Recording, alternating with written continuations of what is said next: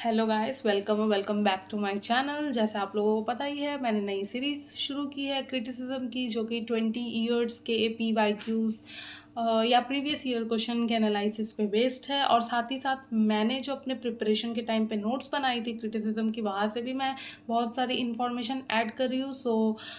आज की वीडियो शुरू करते हैं। उससे पहले मैं आपको कुछ और इम्पॉर्टेंट बातें बता दूं कि मैंने UGC नेट के रिलेटेड सारी वीडियोस अपने चैनल पे अपलोड करके रखी है कि आपको नोट्स कैसे बनानी है, डिजिटल नोट्स कैसे बनाना है, थ्योरी के नोट्स कैसे बनाना है। इस रिगार्डिंग अगर आपको कुछ भी जानना हो तो please go and check my channel. साथ ही साथ अगर आप में से कोई MA या BA के स्टूडेंट है इंग्लिश लिटरेचर के, उसके लिए भी मैंने आंसर राइटिंग पैटर्न सारी शेयर करके रखी है, वो भी आप जाके चेक कर सकते हो। विदाउट वेस्टिंग मच टाइम, चलिए आज के वीडियो को शुरू करते हैं। आप लोग स्क्रीन्स पे देख लेना और मैं अपने कंप्यूटर पे देखती हूँ, ठीक है। फर्स्टली, जैसे हमें पता ही है, थंबनेल में आप लोगों ने देख ही लिया होगा, आज हम एरिस्टोटल का क्रिटिसिज्म समझने वाले हैं। Firstly, introduction of Aristotle. Aristotle lived from 384 BC to 322 BC। ये BC है, बिफोर क्राइस्ट है, AD नहीं है, कंफ्यूज नहीं होना है आपको। Okay, he was a Greek philosopher and polymath. He was one of the most distinguished disciple of Plato. अब प्लेटो के तो बहुत सारे स्टूडेंट्स रहे होंगे, फॉलोअर्स रहे होंगे, ये सबसे डिस्टिंग्विश्ड हम इन्हें कह रहे हैं। क्यों? क्योंकि ऑब्वियसली हम इन्हें प्लेटो के बाद पढ़ते हैं, इंपॉर्टेंट है हमारे लिए, इसीलिए हम डिस्टिंग्विश्ड डिसाइपल ऑफ प्लेटो कह रहे हैं इन्हें। He is also remembered as the tutor of Alexander the great, जो कि हमें पता ही है अलेक्जेंडर ग्रेट के वो ट्यूटर भी थे। ओके, एरिस्टोटल को इसलिए भी जाना जाता है बहुत सारे पार्ट्स ऑफ वर्ल्ड में, because he was the tutor of Alexander the great. Okay, उसके बाद he is believe to have written half a dozen treatises, मतलब बहुत सारी वर्क्स उन्होंने लिखी है ऐसे बोला जाता है, बट 2 ही सर्वाइव करती है, 2 ही ज़्यादा पढ़ी जाती है। दोनों है पोएटिक्स एंड रेटोरिक। अब poetics deal with art of poetry, so poetic deals with the art of poetry. पर नाम देख के प्लीज़ कंफ्यूज मत होइएगा, this is not only about poetics. When we say poetics, इसमें ड्रामा भी कवर होता है, ठीक है। तो ड्रामा का बहुत सारा पोर्शन कवर होता है। ड्रामा भी एरिस्टोटल ने कहा था कि एक एक्सटेंडेड फॉर्म ऑफ पोइट्री है ड्रामा, इसीलिए ड्रामा भी एरिस्टोटल ने ड्रामा को लेके जितने भी रूल्स दिए, जितनी बातें कही है, सब यहीं पे आ जाएगा आपके पोइटिक्स में। और रेटोरिक में it is about the art of speaking, कि कैसे बात करनी है, कैसे you can be a good orator, कैसे आप इफेक्टिव हो सकते हो एज एन ओरेटर, ये सब इसमें बात की है एरिस्टोटल ने। और जैसे जैसे हम आगे बढ़ते जाएंगे आप समझते जाओगे कि इसमें क्या है। तो सबसे पहले हम पोएटिक्स को शुरू करते हैं। Now, tragedy by Aristotle was considered the highest and most refined form of poetry. Okay, so tragedy जो है उसको एरिस्टोटल ने क्या कहा था, highest and most refined form of poetry, जो मैंने आपको इसके पहले वाले स्लाइड में भी बताया था कि एक्सटेंडेड फॉर्म ऑफ, मतलब पोएट्री का जो सबसे हाईएस्ट फॉर्म है वो ट्रेजेडी है according to Aristotle. In his poetics Aristotle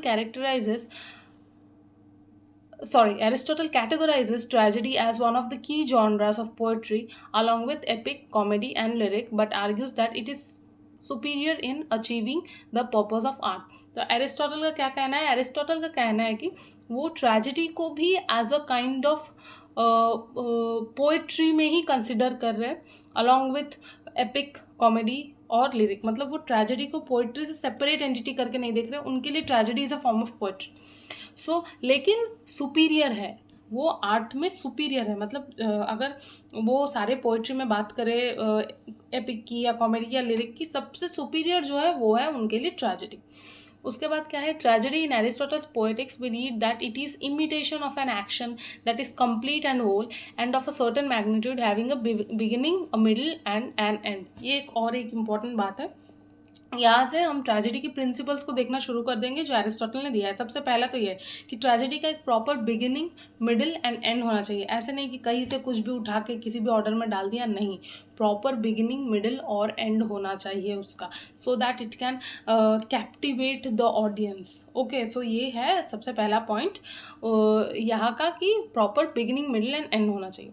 उसके बाद सेकंड क्या है? According to Aristotle in poetics the main purpose of poetry, particularly tragedy, is to provide pleasure through mimesis, imitation of life and to achieve catharsis। तो उन्होंने क्या कहा कि the main purpose of poetry, particularly tragedy, is to provide pleasure, main purpose क्या है, pleasure provide करना। कैसे? Through imitation. किस चीज़ का imitation? Imitation of life. And achieve catharsis. Catharsis मतलब क्या होता है, ड्रामा देखने के बाद व्हेन पीपल गेट इमोशनल, और वो जब रोने लगते हैं, जो परगेशन होता है ना, उसको कैथारसिस कहा जाता है। सो उनका क्या तो वो क्या कह रहे हैं यहाँ पे कि दो चीज़ें होती है मेनली, दो पर्पस होती है मेनली पोइट्री की। Firstly to provide pleasure. Pleasure कैसे आएगा? लाइफ को इमिटेट करके जो माइमेसिस हो रहा है वहाँ से आएगा, और कैथारसिस से। ओके।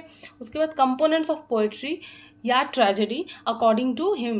क्या क्या है? प्लॉट। सबसे पहले तो प्लॉट इज़ वेरी इंपॉर्टेंट। मैंने वहाँ पे लिख भी दिया है कि plot is the soul of tragedy. So सबसे पहले सबसे इंपॉर्टेंट जगह है प्लॉट। उसके बाद है कैरेक्टर। कैरेक्टर ऑब्वियसली प्लॉट के बाद जो प्लॉट को लाइवली बनाएगा वो तो कैरेक्टर ही है। ओके। उसके बाद थॉट। अगर एक थॉट नहीं है, अगर उसमें जो प्लॉट है उसमें अगर या जो ट्रेजेडी लिखी जा रही है उसमें अगर एक थॉट नहीं है तो वो फिर बेकार है ना। अगर उसके थ्रू अगर आप कुछ बोलना नहीं चाह रहे हो, कोई मैसेज कन्वे करना नहीं चाह रहे हो, या इफ मतलब ऑडियंस को अगर कुछ सोचने को ना मिले वहाँ पे जो उनको एंगेज करे या उनको सोचने पे मजबूर कर दे तो वो बेकार है। सो थॉट कुछ तो होना चाहिए। उसके बाद डिक्शन। ऑब्वियसली कैसे डायलॉग्स बोले जाएंगे, कैसे अटर किया जाएगा ताकि इफेक्टिव हो, कैप्टिवेटिंग हो, ऑडियंस को अपनी तरफ खींचे, ऑडियंस को एंगेज्ड रखे। ठीक है, तो यहाँ से डिक्शन। सॉन्ग। सॉन्ग किस लिए? वो बीच बीच में जो कोरस वगैरह का एलिमेंट था वो एंटरटेनमेंट के एलिमेंट के लिए भी बोल सकते हो, कैप्टिवेट करने के लिए भी बोल सकते हो। और स्पेक्टेकल। स्पेक्टेकल मतलब अगर स्टेज डिजाइनिंग एंड वगैरह वगैरह जो सब होता है वो सब स्पेक्टेकल में आ जाएगा आपका। ठीक है। उसके बाद द थ्री यूनिटीज़। हाँ, इसके बाद जो पॉइंट आता है वो है थ्री यूनिटीज़। अब जब ड्रामा के बारे में, ट्रेजेडी के बारे में इतनी बातें कर ही ली थी एरिस्टोटल ने, तो एरिस्टोटल ने एक और क्राइटेरिया दे दिया, वो था थ्री यूनिटीज़ का। थ्री यूनिटीज़ क्या है? Time, place and action. Time मतलब क्या? Tragedy should be finished with in a time span of 24 hours. Okay. उससे ज़्यादा नहीं, 24 आवर्स से ज़्यादा नहीं जाना चाहिए अकॉर्डिंग टू एरिस्टोटल। सेकेंड क्या है? प्लेस। प्लेस मतलब क्या? एक ही जगह पे फिक्स होना चाहिए, ऐसे नहीं कि मूव कर रहा है कहीं पे, क्योंकि आपको ये चीज़ भी समझना पड़ेगा कि ये स्टेज पे एनैक्ट हो रहा है। तो अगर आपको रियलिटी मेंटेन करनी है तो आप ऐसे नहीं कर सकते ना कि एक जगह पे आप सेटिंग रख रहे हो, उसके बाद आप अचानक से सेटिंग जब मूव कर रहे हो, स्टेज तो वहीं पे है, कैरेक्टर्स वहीं पे है, ऑडियंस वहीं पे है, आप कैसे उसको शिफ्ट करके लोकेशन दिखाओगे? वो बहुत अनरियलिस्टिक हो जाता है, तो वो नहीं चाहिए था एरिस्टोटल को। सो ये था प्लेस का। और एक्शन जो है, एक्शन मतलब सब प्लॉट्स नहीं होने चाहिए, या ऐसे सब प्लॉट्स नहीं होने चाहिए जो रिलेवेंस ना बनाए मेन प्लॉट के साथ। अगर सब प्लॉट हो भी, जैसे मैकबेथ में एक सब प्लॉट था पोर्टर्स सीन, लेकिन वो उस ट्रेजेडी के एलिमेंट को और ऐड कर रहा था, तो वो कोई प्रॉब्लम वाली बात नहीं है। लेकिन अगर कोई कोई सेपरेट सा अलग सा चीज़ हो जाता तो वो फिर प्रॉब्लमैटिक हो जाता। ऐसा कोई प्लॉट हो जाता जो पूरे प्ले के साथ उसका कोई रेलिवेंस ही नहीं है, तो तब उस केस में वो प्रॉब्लमैटिक है। वैसा नहीं, एरिस्टोटल के हिसाब से 24 आवर्स भी इसीलिए होने चाहिए क्योंकि आप एक प्लेस पे उसको एनैक्ट कर रहे हो। 24 आवर्स से ज़्यादा आप किसी चीज़ को कैसे दिखाओगे? ऐसे थोड़ी हो सकता है कि 10 ईयर्स का एक लीप गया, आप उसी स्टेज पे उसी तरह से उसी कैरेक्टर्स को वैसे ही दिखा रहे हो, अनरियलिस्टिक हो जाता है बहुत ज़्यादा। इसीलिए टाइम, प्लेस एंड एक्शन। अब उसके बाद Shakespeare follows the unity of action. Obviously Shakespeare ने 24 आवर्स का क्राइटेरिया भी फॉलो नहीं किया, और सेटिंग्स भी शिफ्ट करती है शेक्सपियर की, तो दोनों नहीं। एक्शन, ऑब्वियसली शेक्सपियर ने एक्शन बहुत अच्छे से फॉलो किया है, प्लॉट्स बहुत वेल निट थे, इसीलिए एक्शन शेक्सपियर ने फॉलो किया है, ये हमें पता है। उसके साथ क्या है? The two types of plots, simple plot and complex plot. Simple plot में क्या होता है? एनाग्नोरिस नहीं होता है, पेरिपिटिया नहीं होता है। कॉम्प्लेक्स में क्या होता है? दोनों प्रेजेंट होता है। ठीक है। उसके बाद एलिमेंट्स ऑफ ट्रेजेडी क्या है? पहले तो आप कहीं कहीं कहीं नहीं, मोस्ट ऑफ द केसेस में आप देखोगे हमर्शिया से शुरू होता है और कैथारसिस पे खत्म हो जाता है। जो दो चीज़ें मैंने हाईलाइट नहीं की है, नोबल बर्थ और डाउनफॉल, ये जनरली नहीं मतलब ये एरिस्टोटल ने बोला है, पर ये जब एलिमेंट्स ऑफ ट्रेजेडी पढ़ाया जाता है उसमें काउंट नहीं किया जाता है। मैंने क्यों लिखा है? क्योंकि ट्रेजेडी, जब हम एक ट्रैजिक हीरो का आंसर प्रिपेयर करते हैं ना, तो नोबल बर्थ और डाउनफॉल ये दोनों चीज़ें बहुत इंपॉर्टेंट हो जाती है। ट्रेजेडी के हिसाब से शायद ना इंपॉर्टेंट हो, लेकिन ट्रैजिक हीरो को समझने के लिए ये चीज़ें समझनी पड़ती है। इसीलिए I have put this things over year, पर डेफिनेटली ये उस पार्ट में नहीं आती है। एरिस्टोटल ने बोला था ट्रेजेडी के लिए, ट्रैजिक हीरो के लिए चीज़ें बोली है, ट्रेजेडी के लिए नहीं बोली है। ठीक है। सो इसीलिए ये हाईलाइटेड नहीं है यहाँ पे। So elements of tragedy, noble birth. Obviously जो ट्रैजिक हीरो है नोबल बर्थ से होना चाहिए, ऐसा नहीं कि कोई कॉमन मैन है, ऐसा नहीं, कोई बहुत अच्छे रॉयल लीनिएज या बहुत अच्छे फैमिली से, इसीलिए नोबल बर्थ बोला गया। बिलोंग करना चाहिए। उसके बाद हमर्शिया, हमर्शिया मतलब क्या, ट्रेजिक फ्लॉ, मतलब उस हीरो में अपनी कोई लैक होनी चाहिए, या तो डिसीजन नहीं ले पाना या कुछ भी एक्सेट्रा एक्सेट्रा, कुछ भी उसमें एम्बिशन, बहुत ज़्यादा ईगोइस्टिक होना, ये सब, ये सारी चीज़ें होती है हमर्शिया में, ट्रेजिक फ्लॉ जो उस प्रोटैगनिस्ट का या उस हीरो का जो अपना जो लैक है। उसके बाद ह्यूब्रिस मतलब एक्सेसिव प्राइड, बहुत ज़्यादा प्राइड जब हो जाता है उसको ह्यूब्रिस बोला जाता है। उसके बाद पेरीपिटिया, पेरीपिटिया मतलब रिवर्सल ऑफ फेट। उसके बाद एनाग्नोसिस मतलब मोमेंट ऑफ रियलाइजेशन और डाउनफॉल, तो ऑब्वियसली आपको पता ही है। और कैथारसिस मतलब पिटी एंड फियर, जो मैंने आपको पहले भी बता दिया है, जब ड्रामा के एंड में ऑडियंस का ये होता है। कैथारसिस जो है ये मेनली ऑडियंस में देखा जाता है, जब ऑडियंस बहुत ज़्यादा लैमेंट करते हैं by the end of the tragedy, जो कि इडिपस रेक्स में होता है, जब इडिपस जब ब्लाइंड हो जाता है तो ऑडियंस वो देख के बहुत people were like sobbing and lamenting, तो या वहाँ पे। उसके बाद chapter 6 of poetics, Aristotle uses the word catharsis in his definition of tragedy. ये PYQ है। यहाँ पे क्या हुआ था, चैप्टर 6 में ये जिक्र है कैथारसिस का, तो ये PYQ में पूछा गया। उसके बाद Aristotle argued that poetry provides a safe outlet for the release of intense emotions. Intense emotions का सेफ आउटलेट क्या है, पोएट्री है। ओके उसके साथ unlike Plato, Aristotle consider that poetry is at its best requires great skill and also differentiates between good and bad poetry on clear and systematic aesthetic grounds। Simple statement है, difficult नहीं है। प्लेटो के तरह Aristotle और प्लेटो में difference है, unlike use किया है। डिफरेंस है क्या है, poetry at its best requires great skill. Aristotle ने बोला था पोएट्री, अगर अच्छी पोएट्री लिखनी है तो बहुत अच्छा स्किल चाहिए। प्लेटो ने तो ऐसा कुछ बोला ही नहीं था, प्लेटो ने तो स्ट्रेट अवे रिजेक्ट ही कर दिया था, ये बोला था पोएट शुड बी बैनिश्ड। तो या and also differentiates between good poetry and bad poetry, इसके बीच में भी डिफ्रेंसिएशन जो है वो एरिस्टोटल बता रहे हैं हमें।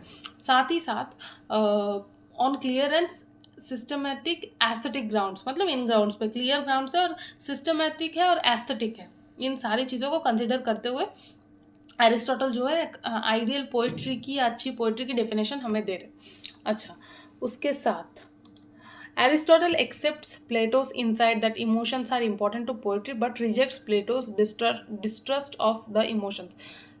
इमोशंस जो थे पोइट्री में, ये तो एरिस्टोटल भी एक्सेप्ट कर रहे प्लेटो की तरह, लेकिन he is not against that. Plato was against the use of emotions but Aristotle was not against. ठीक है, he asserted the value of poetry by focusing on imitation rather than rhetoric. उन्होंने क्या बोला, इमिटेशन ज़्यादा ज़रूरी है in poetry rather than rhetoric. Rhetoric obviously important है, rhetoric में उसके बारे में बात करेंगे, लेकिन यहाँ पे उनका फोकस क्या है, इमिटेशन। किस चीज़ की imitation, imitation of life. The best artistic texts will be both complex and unified. ये अगेन PYQ है, ये सारी PYQs है। Every part of the work will be essential to it and will be linked to every other part। मैंने जो बोला है, well knit plots, complex plots, unified plots, ये प्लॉट्स, ये जो चीज़ें हैं ना, this will make a text an artistic text. ठीक है, he considered Sophocles work Oedipus Rex as the finest examples of tragedy. किसको उन्होंने फाइनेस्ट एग्जाम्पल ऑफ ट्रेजेडी बोला है, इडिपस रेक्स को बोला है। His poetics was translated into Latin by Giorgia वाला। जियोर्जिया वाला ने क्या किया था, पोएटिक्स को लैटिन में ट्रांसलेट किया था। अच्छा इसके बाद रेटोरिक। रेटोरिक क्या है, what does Aristotle mean by the phrase language with pleasurable accessories in his definition of tragedy. Direct PYQ यहाँ पे कॉपी पेस्ट किया है मैंने। A language full of rhythm and harmony and a language super added with song. तो Aristotle का language and pleasurable accessories, उन्होंने जो phrase use किया है उसका मतलब क्या है रेटोरिक में, a language full of rhythm, एक रिदमिक लैंग्वेज जिसमें हारमोनी होगा और क्या होगा, सॉन्ग होगा, मतलब जो कि which will be pleasing to the ear. Pleasurable तो ऐसे ही बनेगा ना, which will be pleasing to the ear. उसके साथ 3 मोड्स ऑफ परसुएशन। अब ये 3 मोड्स ऑफ परसुएशन क्या है, ethos, pathos and logos. Ethos है द कैरेक्टर्स क्रेडिबिलिटी, या आप बोल सकते हो capacity and authority to convince the audience, मतलब कितने कन्विंसिंगली कैरेक्टर एक्ट करेगा जिससे कि ऑडियंस कन्विंस हो जाएंगे that yes it is the character, real character, ऐसे नहीं कि एनेक्टमेंट हो रहा है कुछ, नहीं। या फिर ये भी पहचानने में कन्विंस्ड हो जाए कि ये जो हो रहा है असलियत में हो रहा है, नकली नहीं है, सेटिंग नहीं है। ठीक है, रियलिटी में पोर्ट्रेयल हो रहा है, ये है इथोस।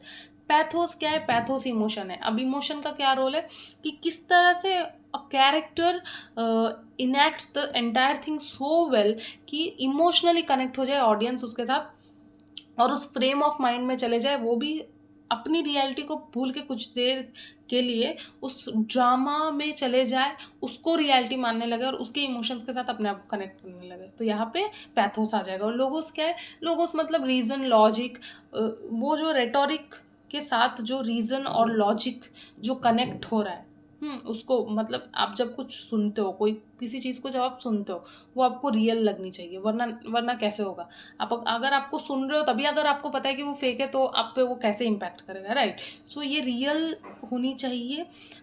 ये कैसे, reason logic and evidence within rhetoric, मतलब उनको जो सुन रहे हैं उनको रीजन मिलना चाहिए, उनको लॉजिक मिलना चाहिए और एविडेंस भी मिलना चाहिए उस चीज़ का कि हाँ ये सही है, ये जो है ये असली है। So yeah this was all that I wanted to share with you people. यही स्लाइड्स है, इतनी पीपीटी है, ये मैं ऑब्वियसली स्क्रीन पे प्रेजेंट है, आप लोग देख पा रहे हो। So yeah this was all that I wanted to share with you people. और इसकी अगली जो वीडियो आने वाली है वो ऑब्वियसली होरेस पे आने वाली है। So do like share and subscribe if you are liking the content, और उसके साथ फॉलो कीजिए चैनल, सो दैट नई कोई भी वीडियो अपलोड होती रहे तो वो आपको मिलती रहे। Thank you.